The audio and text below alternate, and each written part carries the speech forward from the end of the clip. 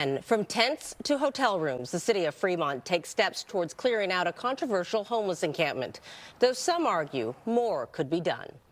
I would have liked more options for people, including some permanent options. It was just a good thing being here and just knowing all the people here.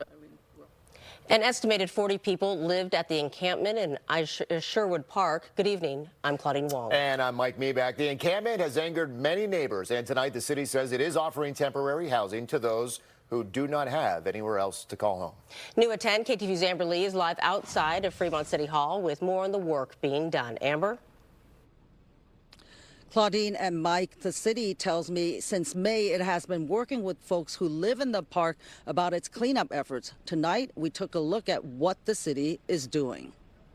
A spokesperson for the city of Fremont tells me Mission Peak Lodge is one of 2 hotels it has contracted with to provide temporary housing for the homeless displaced by the city removing the encampment at Isherwood Park starting Monday. City officials described their removal and cleanup effort as a phased approach to a long entrenched encampment with about 40+ people living there. Having to move and just having our personal problems added to it, so it's a big change and just emotional. But the city says the site drew weekly complaints from neighbors about unsafe and unsanitary conditions. In May, a fire at the encampment led the city to come up with a plan.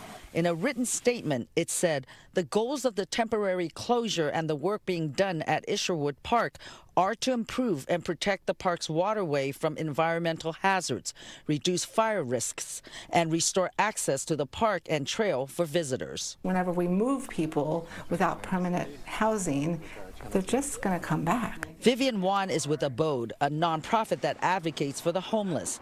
She questions whether the city is doing enough to help the people displaced. What's success for me is when people are not only inside, but have the safety of a home where they can lock their own door and they don't have to leave. The city spokesperson tells me Fremont has secured hotel rooms for the folks displaced from Isherwood Park by starting the winter relief program on Monday.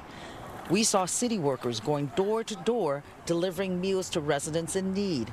One man who describes himself and his family as being homeless tells me he also moved into one of the hotel rooms on Monday. He did not come from that encampment, but urges people from there to take the city up on its offer. I love it. It's amazing. Just everybody's been really, really supportive, and there's a lot of help out there that I didn't even know was there. Despite the city closing Isherwood Park temporarily, we saw light and heard music coming from the encampment tonight, so it appears that there are still people living there. The city says it will transition the homeless into temporary housing over the next 2 weeks. The goal is to reopen the park in a few months to the public.